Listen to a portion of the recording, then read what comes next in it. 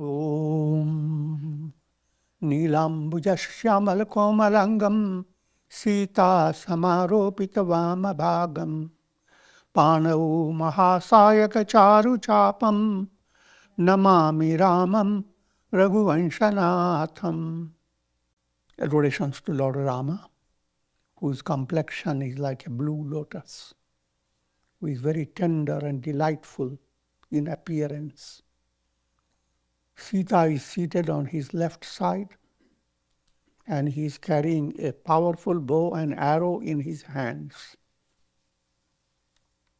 That's the invocatory verse from the Ayodhya Kand, and meaning I have given to you before. Saint Tulsidas in Balakanda of Ramcharitmanas, Saint Tulsidas is giving a prologue to the Ramayana, and he's focused on giving the profound meaning of Rama mantra, which is Tulsidas's favorite mantra, Ram. The Vedas gave the mantra Om.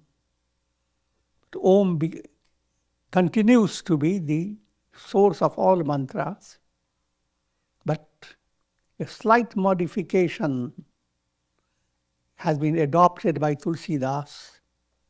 Om has become Ram, because when Om is presented to your mind, the mind doesn't have anything definite to grasp. Om has no form, and it refers to transcendental. But Ram includes both.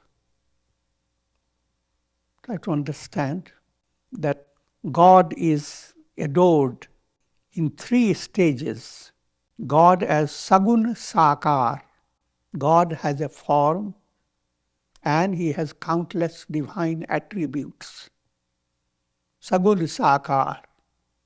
And that's the most healthy way of approaching God from a very general level. The second stage, Sagun Nirakar. God doesn't have form. Your mind, having focused and attained a high degree of concentration on the form, moves away from the form and turns to divine attributes. God as cosmic love, God as shining wisdom, as embodiment of compassion, and the 1,000 names of God. So, your mind goes into enjoying the attributes of God. The form moves away. If it comes there, is no contradiction.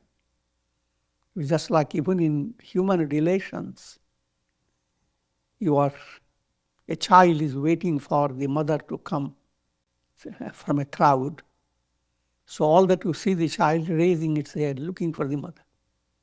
When the mother comes, child goes on looking, but so soon, looking at the mother is not so important. The child starts asking, have you forgotten the chocolate? I'm joking.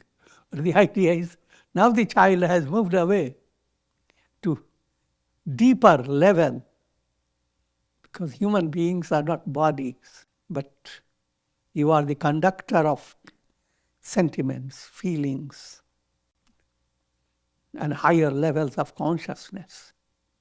So, similarly, while worshipping God, you allow your mind to focus on Rama, Krishna, or whomsoever. And once the mind has started focusing on the form, you add to that level of meditation or japa attributes. Choose certain attributes that is highlighted in your mind. And third level, Nirgun Nirakar. come to realize that no matter how great attributes you entertain in your mind, your understanding is limited. If you say God is Satchidananda, and you can say all the Upanishads say it, so how can you contradict that? But the point is, what you are saying is perfect. But what you understand behind those words, Satchit Ananda, that understanding is something that you have to explore. And reality, therefore, is far beyond what you have said. So later in Ramayana, even Tulsidas says that Rama is 1,000 Vishnus put together, 1,000 Shivas put together, because these are all divine concepts of the highest order. But the actual Rama realization transcends all descriptions, all words.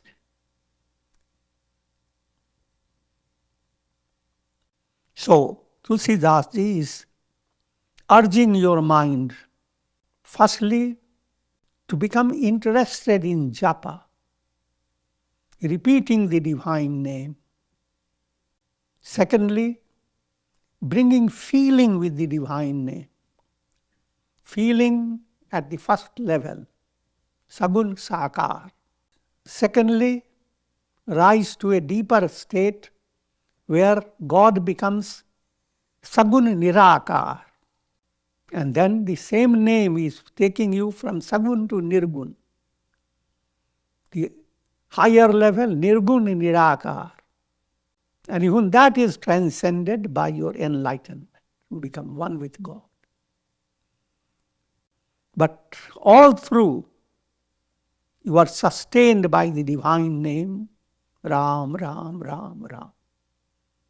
This does not contradict. If you have other Ishta mantras, you follow your own. Krishna, Krishna, Shiva, Shiva. Devi, Devi, Durga Devi, Lakshmi Devi, Christ, Christ. Any mantra that has become your Ishta mantra, that has the same power. Otherwise, you will go on changing your mantra each time you hear the glory of another mantra. At the same time, mantras don't contradict each other. So your bhavana, your feeling should be creating a sense of complementary relations. So you are doing Krishna mantra, you can as well do, O Ram, give me devotion to Krishna. Hare Rama, Hare Rama, Hare Rama, Hare Hare. Hare Krishna, Hare Krishna, Hare Krishna, Hare. The first line you said Rama, Rama, second line switched to Krishna, Krishna. The idea is all gods are one and the same. But coming back to the subject, Pranavam Pavan Kumar, this is Balakand and this is the 17th Sorata, a special type of verse. Pranavam Pavan Kumar Kalabana Pavak Dhyana Gan Jasu Hridaya Adhar Basahi Rama Sarachapadhar. I offer adorations to Lord Hanuman. Hanuman is the greatest devotee of Rama and is highly mystical personality. The very personality of Hanuman is Om, Sanskrit Om transfigured into a monkey body. And the monkey term is only to indicate mind. Mind without devotion acts like monkey. But once devotion has entered the mind and God has touched it, that mind becomes Hanuman. The power of that mind is beyond imagination. All sages and saints, the way the mind has operated through them, that mind is Hanuman. That's from a profound point of view. The role of Hanuman is very interesting. Pranavo Pavan Kumar. Hanuman is the son of wind god. Wind god relates to cosmic mind, Hiranyagarbha, more precisely cosmic prana, cosmic life principle. That's wind god. Pavan Kumar is a son of wind god.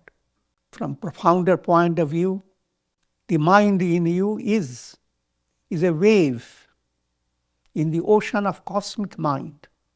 But the mind does not enjoy that fact because the mind has become gripped by narrow-mindedness. As you allow your mind to be filled with devotion and free of malas, nirmal, that mind tunes itself with the cosmic mind. The cosmic mind is as if the father. So Pavan Kumar itself has subtle meanings. Kalabana Pavak. Kal relates to demoniac forces, forces of darkness. There is always, in every individual, there are forces of light, known as Daivi Sampat, divine virtues, and forces of darkness. They are called Asuri Sampat, divine qualities, rather undivine qualities, demoniac qualities. Those demoniac qualities, they become like forests. Souls begin to wander in that forest, surrounded by threatening situations, misery after misery. That Kalaban, the forest of demoniac forces, Hanuman burns those forests up.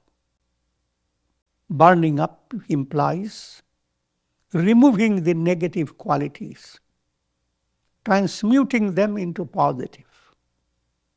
Always remember, negative qualities, what we call forces of darkness, they have no reality.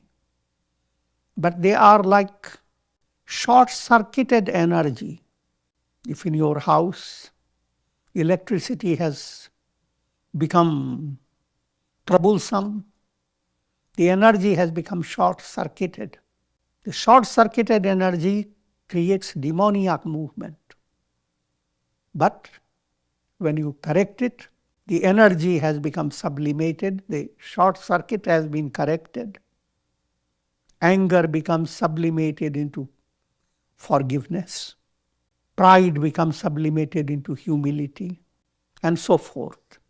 And this Dushtaban, the forest of negative vasanas, the negative desires and thoughts, that forest is set on fire, the fire of knowledge, fire of divine love.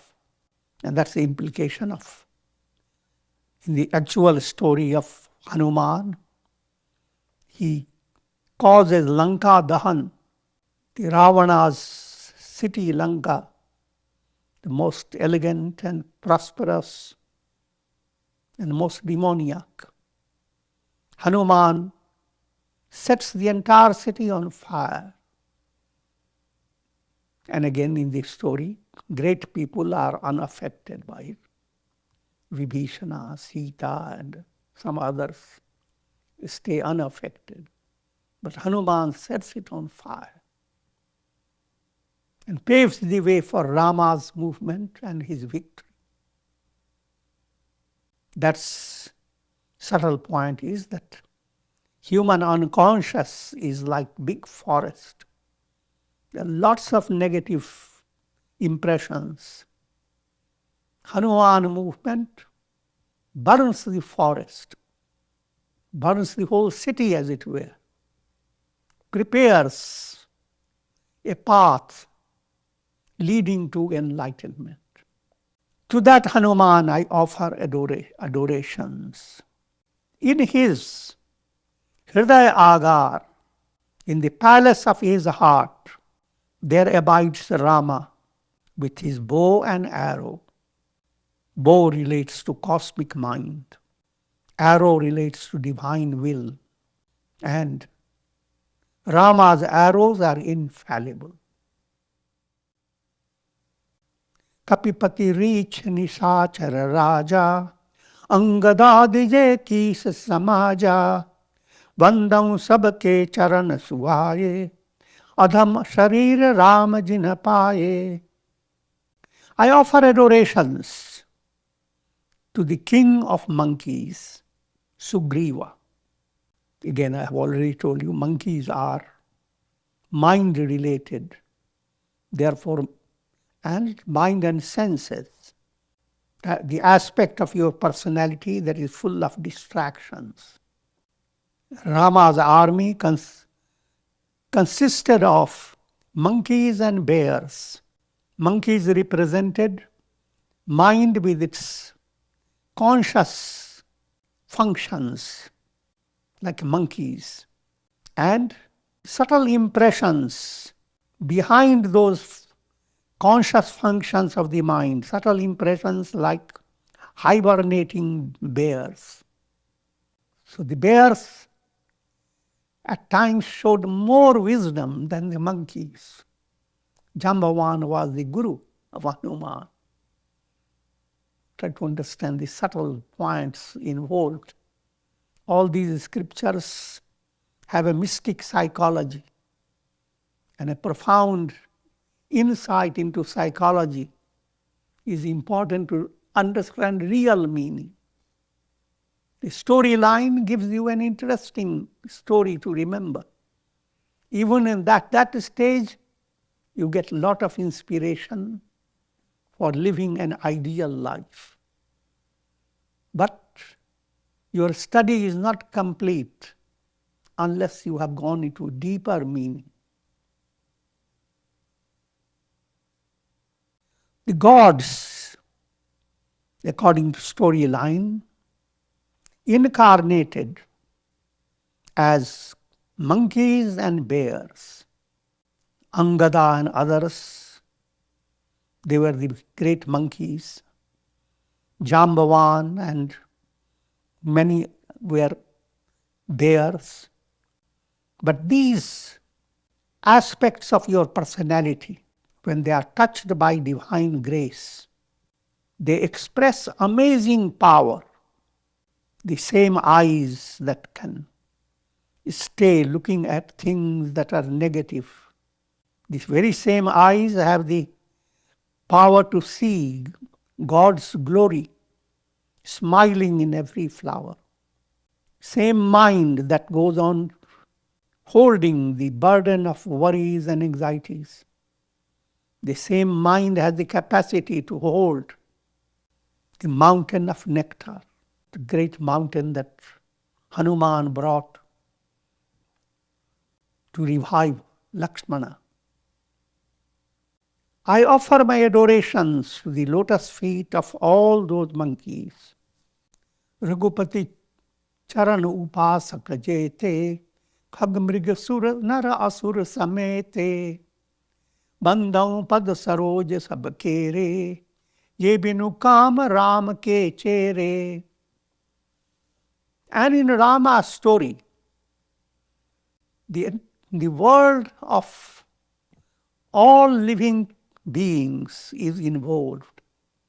The storyline, people are so accustomed to hearing Rama having monkeys and bears as army and great birds as friends. Jatayu was constant friend and guide when Rama was in the forest.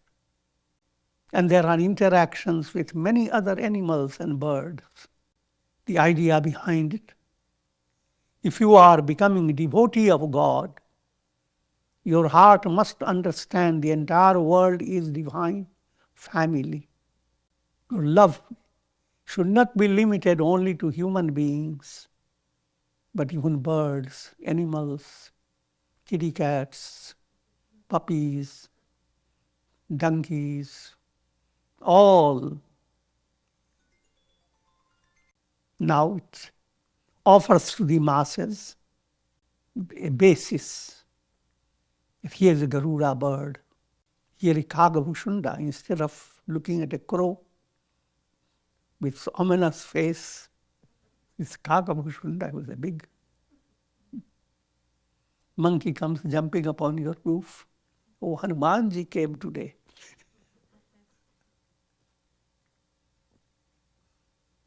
It has a very great psychological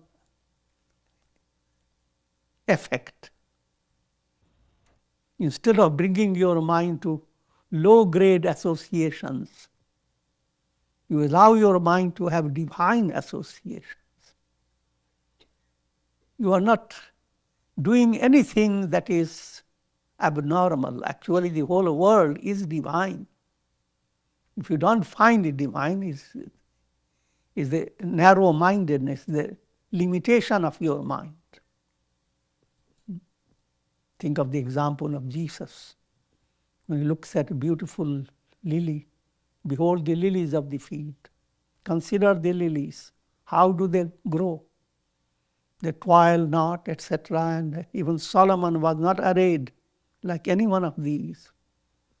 He becomes inspired by God's greatness reflecting in the mirror of a little lily. That type of bhavana has to develop. And to promote that bhavana, Rama's army and all the people that Rama meets, they are all strange personalities. And nobody asks the question, how did a bear converse with Rama? How did he hold on to monkey association? And so forth. But they're all taken very normally, in a very sacred way. And that way sages have succeeded in giving you a medicine that is palatable.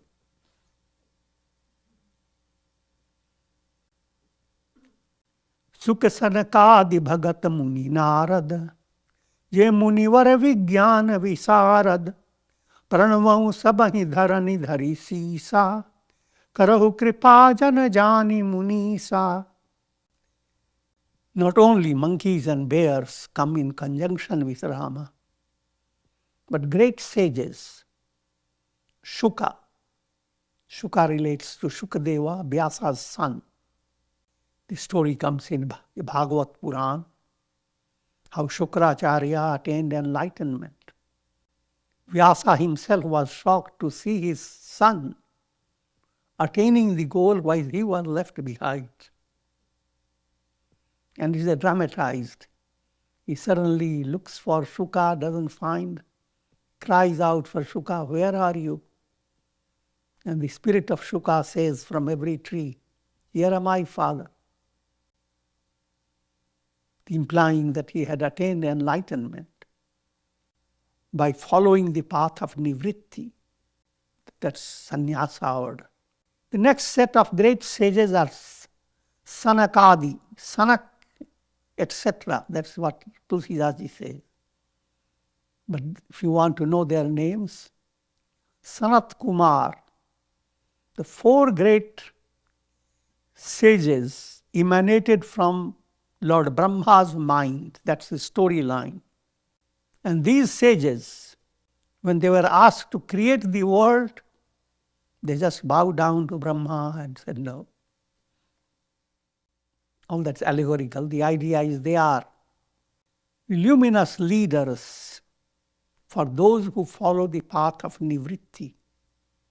Nivritti means moving away from a world of karmas, from the world of repeated embodiments, and attaining liberation. Pravritti means keeping your mind directed towards earthly goals, goals that are defined by time, space, causation, things that relate to your mind, intellect, and senses. All those things and all those attainments, they are called alpam in the Upanishad. And if your mind is set on these attainments, your mind is for pravritti. Otherwise, a mind that has become interested in attaining liberation, it has moved towards nivritti. In this story, first to understand, your mind has 4 aspects. Chitta, unconscious. One word mind, it is called antahakarana. And more specifically, it's called antahakarana chatushtaya. 4-fold mind. Chitta, that retains impressions. Ahamkar, that asserts, I am, I and me. Buddhi, intellect that reasons. And manas, conscious mind that goes on enjoying the objects of the world, Vishaya Sukha. These 4 aspects of the mind, in the ideal level, they are Sanat Kumaras. And they are representing pure mind in 4 aspects. They are always portrayed as 5-year-old children. In a storyline, they come into big conferences. They are seen as children, but their age is immediately moves away from the mind. Great sages with big beard and big hair bow down to Sanat Kumaras. And their teachings are very profound. There are times when they taught in silence. Hardly they said anything. And yet, it was a powerful effect on the mind of the listener. In Mahabharata, Sanak Sujat gave teachings to Dhritarashtra in another way, gave teachings keeping Dhritarashtra as a medium. And that presents great insight into life, Vedanta philosophy, the goal, and all that is needed for attaining the goal, known as Sanat Sujatiya, taught by any one of the 4 is, when any one is highlighted, the other 3 are implied in him. Their names are Sanat Kumar, Sanak, Sanandan, and Sanatan. These are 4 Sanat Kumaras. So they are great devotees of Rama. And Tulsidas is offering his adorations to these great devotees who highlighted the glory of Rama. Muni Narada. Narada has a special role, and that you will see later. I offer adorations to all these sages. May they shower their grace on me, implying that may they inspire me for this project of writing the Ramayana. Janaka Suta Jagajanani Janaki Atisaya Priya Karuna Nidhanaki Take Jugapad Kamala Manavam Jasu Kripa Nirmalamati Pavam. I offer a special adorations to Janak Suta, daughter of King Janaka. I've already mentioned King Janaka is Videha. He is Videha Mukti potential. A Jivan Mukta attains liberation during life. And when his liberation aspect reaches to a high climax, even in body there is an absolute awareness of being free of the body. At that stage, a distinctive name is given. That particular saint or sage is Videha. There are a series of Videhas ruling Janakpuri. That's the storyline. Videha does not mean that he will become ineffective in the world. Janaka was absolutely detached, abiding in the Vedantic knowledge, I am Brahman. And it is that type of consciousness that gave birth to Janaki, Sita, his daughter. His daughter also is not born in a normal way.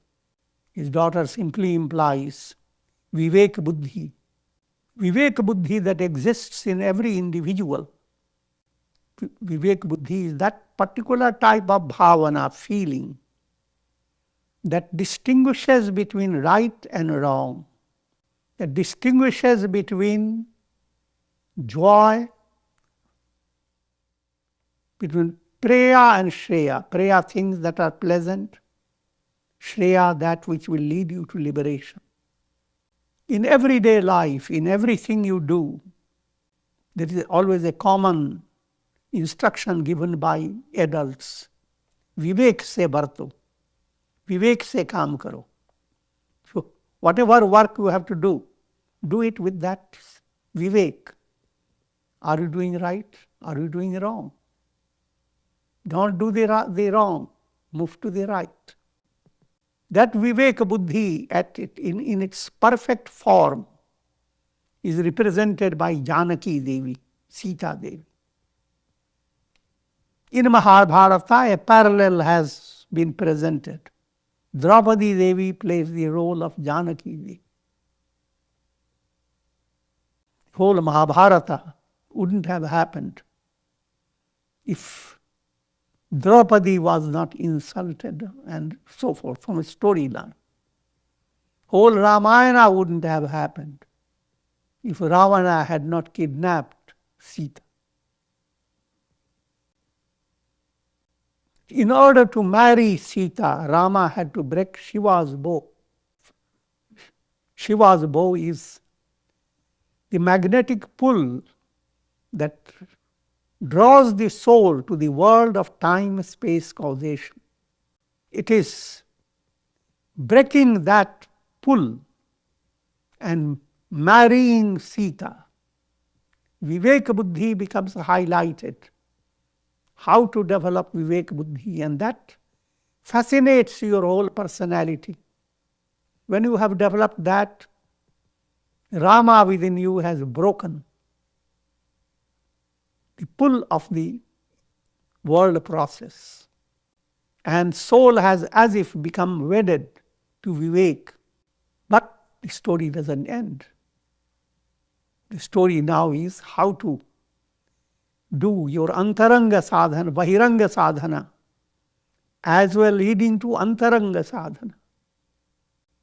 Bahiranga sadhana is dramatized with his meeting with Bali and Sugriva, and that level of story that turns into another level of story where Rama builds the bridge, takes monkey, bear army and fights against Ravana, etc. In that process, Vibhishana joins Rama. Vibhishana, who plays the role of Sattva, three brothers, Ravana, Kumbhakarna, Vibhishana. Ravana is Rajas, Kumbhakarna is Tamas, Vibhishana is Sattva. That which causes bondage has three aspects. Rajas, Tamas keeps the bondage secure. Sattva in you gives room to something different. But if Sattva is limited, then it simply inflates your ego. How good have I been? But when Sattva becomes profound, Rajas and Tamas cannot deal with it. They kick Sattva out. Storyline. Sattva becomes drawn to Rama. In other words, in your movement, in your evolutionary process, Sattva within you joins with Rama. Simple way of saying bhakti emerges. So you go on doing good deeds, but not for the sake of ego, for the sake of attaining Rama darshan, Rama realization. All that subtle points will come later. Janak Sutta Jag Janani Janaki. So that Vivek Buddhi, that's Janaki Devi, the mother of the universe. Any nourishment, any progress, any auspicious happening comes nourished by Janaki Devi. In simple language, we say, Sabko Sanamati De Bhagavan. Janaki Devi is Sanamati. That Viveka Buddhi reaches and its height. And as it moves, it's called Sanamati, good understanding. And when you have good understanding, you have Sanamati, receive the blessings of Sanamati. But that Sanamati is extremely dear to Rama. Therefore, you are led to Rama. If you have developed profound understanding, Vivek Buddhi, your soul will be led to mukti, liberation. So this is dramatized in a storyline that Sita is loved by Rama with such intensity. Then when Sita was kidnapped, Rama grieves, asks every tree, have you seen my Sita? There is subtle meaning behind it. If you have developed sensitive experience of Viveka Buddhi growing within you, then live in the world, and everything in this world reminds you of Viveka Buddhi. Look at the flowers and ask yourself, how is it I don't have the same feeling that Jesus had? How is it I'm not seeing God's presence in the twittering of the birds? Oh Sita, where have you gone? And the fact is that Sita's Viveka Buddhi has been gripped by ignorance in its three aspects, sattva, rajas, tamas. That's Ravana, Kumbhakarna, etc. And Ravana is the highlighted king of demons. Ravana is this symbol of ignorance and ignorance-related dark forces. So, who is most dear to Rama? Sita. You are not dear to Rama. Sita is dear to Rama.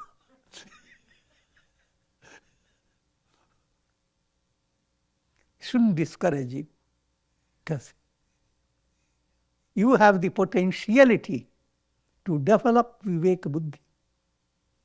If you develop it, your spirit becomes Sita. You become well loved by God. There is a whole section in the Gita. Who is most loved by God? Whoever has Viveka Buddhi is loved by God. But in order to be loved by God, you have to always understand. Be on the side of Vibhishana, not on the side of Ravana and Kumbhakarna. And their party. Jake Jugpad Kamal Manavam, Jasu Kripa Nirmalamati Pavam. That's referring to Sita. May I adore the lotus feet of Sita Devi, and may her grace endow me with Nirmalamati, understanding that is pure. Punimana Bachana Karmara Gunayak, Charana Kamala Bandam Sabalayak, Rajiva Nayan Dhare Dhanusayak, Bhagat Vipati Banjana Sukadayak. Now, I turn my mind to the lotus feet of Rama.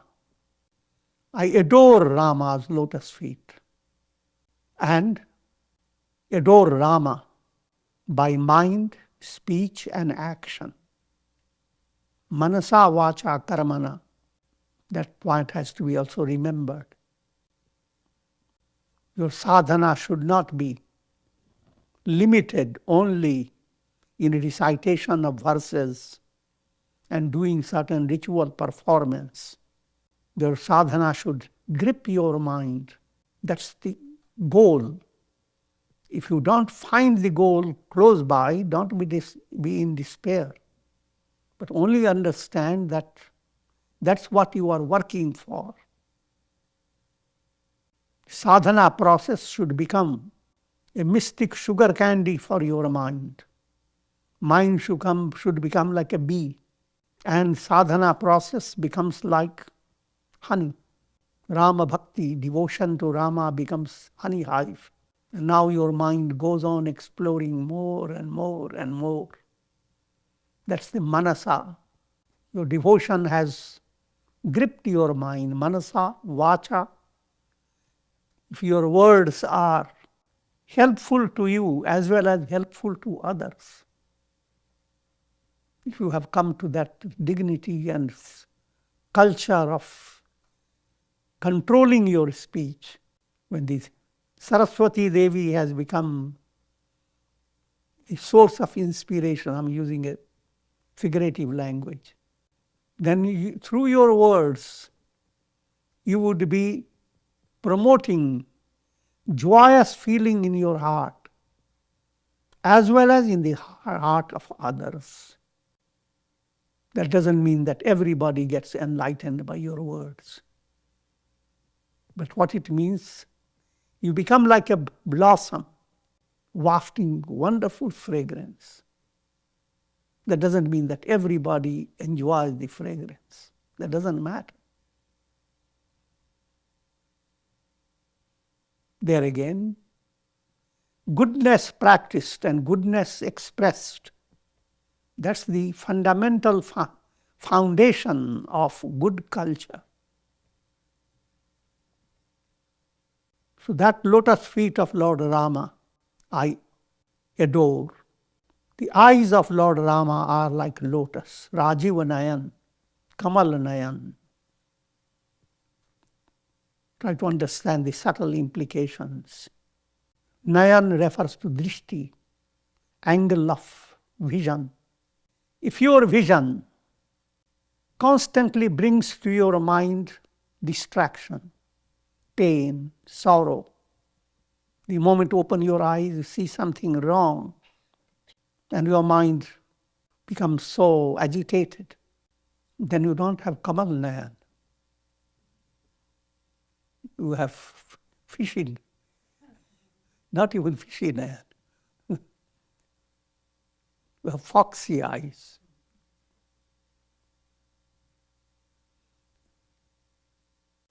But when you have developed that vision, that God is the source of this creation, and how to live to come closer and closer to God, and view the world a divine presentation, a divine plan. If that type of vision grows, then you are loving the eyes of Rama. Again, another level. If you love eyes of Rama, lotus eyes, you must develop lotus eyes. You should also have Kamal Nayan. The eyes that don't go after the mud and filth of the lake, but the eyes that turn towards the sun, the eyes that behold the swans soaring up.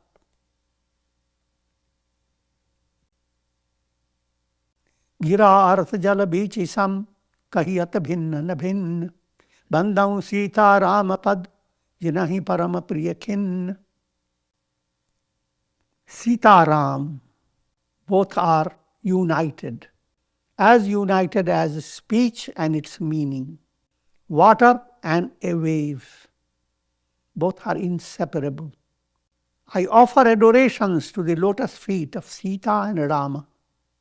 Those lotus feet, that are dear to all those who are poor and distressed. Again, the poor and distressed relate to. Poor relates to one who has come to understand nothing exists, nothing belongs to me. Blessed are the poor.